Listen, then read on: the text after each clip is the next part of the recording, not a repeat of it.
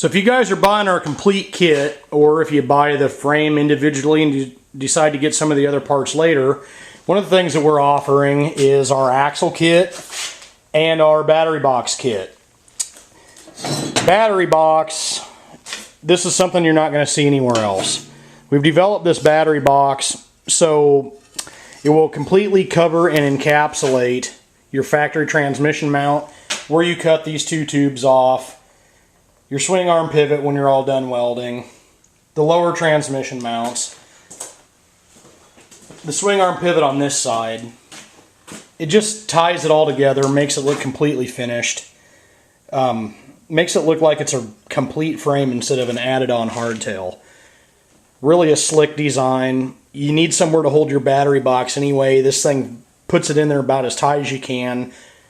It holds a full-size factory size battery that you already have, so that's good. Basically, same deal. It's got a fish mouth on the front. We've got 4 big holes in it, so you can still access your transmission bolts if you need to pull your motor out for some reason. Pretty much sets right in there like that. Weld it on here, weld it there. I like to weld them from the bottom side, but whatever you want to do there. On the skinny hardtails, on this side over here, it's imperative that you do not get anything sticking out past the distance of this factory plate.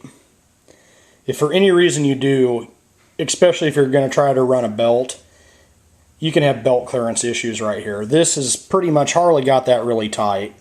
So on the skinny battery boxes, we made additional plates that you're going to have to fit just a little bit and weld in. I mean, it's shaped to go right around that factory mount, and it'll set right in there. That one will weld in there like that.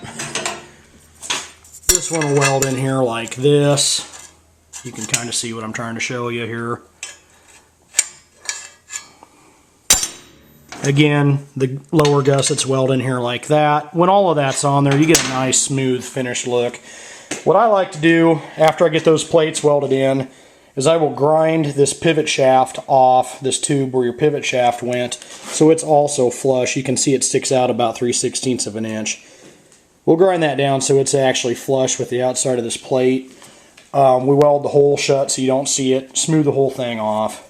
If you don't want to weld that big hole shut with filler rod or MIG welder wire or whatever, you can actually just cut an inch chunk off of your factory swing arm pivot and shove it in there and weld it in. I've done that a lot of times. You're not going to use that pivot bolt anymore anyway, and they're not worth $5 on eBay, so it's a good way to use up your leftovers and not have to really cost you any money. The other thing that we've got is our stainless steel axle kits. Stainless because it's hard and it doesn't rust, and this is bearing grade. It's already machined when we get it to fit the bearing perfect in diameter. We also have these chrome axle adjusting sleeves. They have the little notch in them here for the bolt to set in, and the axle adjusting bolts also.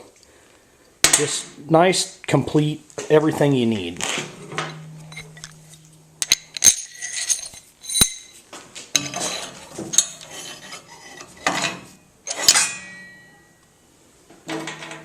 So if you have all of these pieces, which is all stuff you're gonna have before you're done. We get a lot of guys asking us, why can't I use my stock axle? Why can't I use my stock adjusters? Well, because you're going from a swing arm to a rigid. Rigid axle plates don't use the same adjusters. They don't use the same length axle. Just the basic design of it requires a little bit longer axle than what you've already got. So as you can see,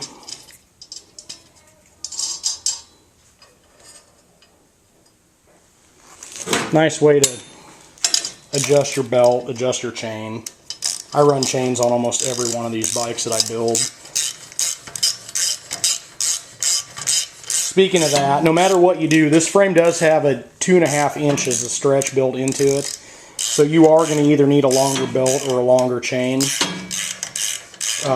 If you're thinking about a chain, it'd be a good time to step up to a chain conversion over your belt. That's what we're going to actually do on this bike. And we'll probably run a video series on just finishing this whole bike up so you can see the parts that we used. We've done tons and tons of these things.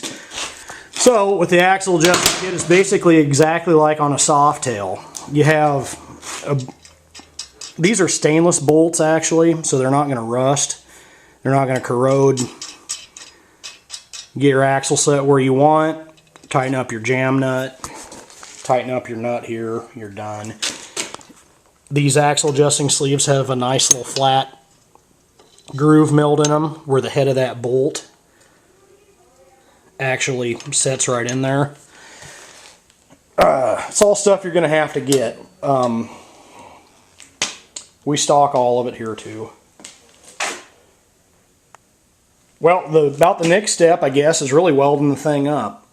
We'll fit those slugs on the top and do another video to show you the final fitment before weld, and I'll run one more video after that to show you basically where we're going to weld at.